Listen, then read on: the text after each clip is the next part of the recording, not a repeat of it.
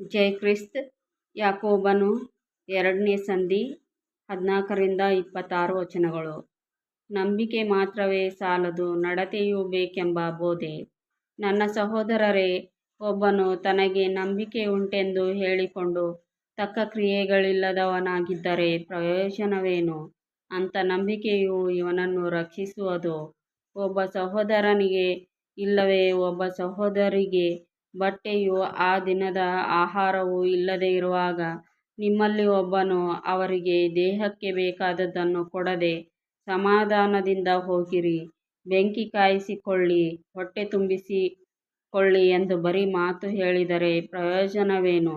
ಹಾಗೆಯೇ ಕ್ರಿಯೆಗಳಿಲ್ಲದಿದ್ದರೆ ನಂಬಿಕೆಯು ತನ್ನಲ್ಲಿ ಜೀವವಿಲ್ಲದ್ದು. ಹೀಗಿಲ್ಲವಾದರೆ ಒಬ್ಬ ಮನುಷ್ಯನು, ನಿನಗೆ ನಂಬಿಕೆಯುಂಟು, ನನಗೆ ಕ್ರಿಯೆಗಳುಂಟು, ನಾನು ನನ್ನ ಕ್ರಿಯೆಗಳ ಮುಖಾಂತರ ನನ್ನ ನಂಬಿಕೆಯನ್ನು ನಿನಗೆ ತೋರಿಸುತ್ತೇನೆ, ನೀನು ಕ್ರಿಯೆಗಳಿಲ್ಲದೆ ನಿನ್ನ ನಂಬಿಕೆಯನ್ನು ನನಗೆ ತೋರಿಸು ನೋಡೋಣ ಎಂದು ಹೇಳುವನಲ್ಲವೇ? ದೇವರು ಒಬ್ಬನೇ ಎಂದು ನೀನು ನಂಬುವವನು ಹಾಗೆ ನಂಬುವುದು ಒಳ್ಳೆಯದು. ದೆವ್ವಗಳು ಕೂಡ ಹಾಗೆಯೇ ನಂಬಿ ಹೆದರಿ ನಡುಗುತ್ತವೆ. ಅಪ್ರಯೋಜಕನೇ, ಕ್ರಿಯೆಗಳಿಲ್ಲದ ನಂಬಿಕೆಯು ವ್ಯರ್ಥವಾಗಿದೆ ಎಂಬುದಕ್ಕೆ ದೃಷ್ಟಾಂತ ಬೇಕು.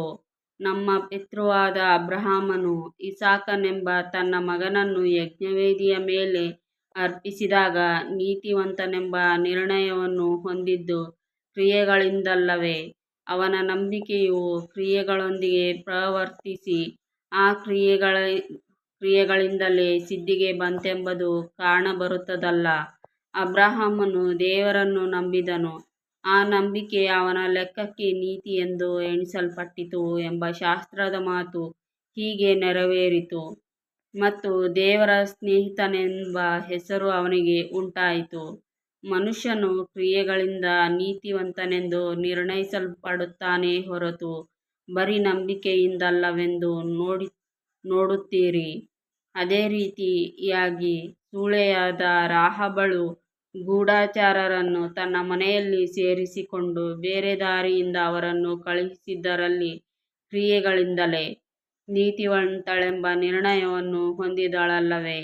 ಆತ್ಮವಿಲ್ಲದ ದೇಹವು ಸತ್ತದ್ದಾಗಿರುವ ಪ್ರಕಾರವೇ ಕ್ರಿಯೆಗಳಿಲ್ಲದ ನಂಬಿಕೆಯೂ ಸತ್ತದ್ದೇ. ಆಮೆನ್.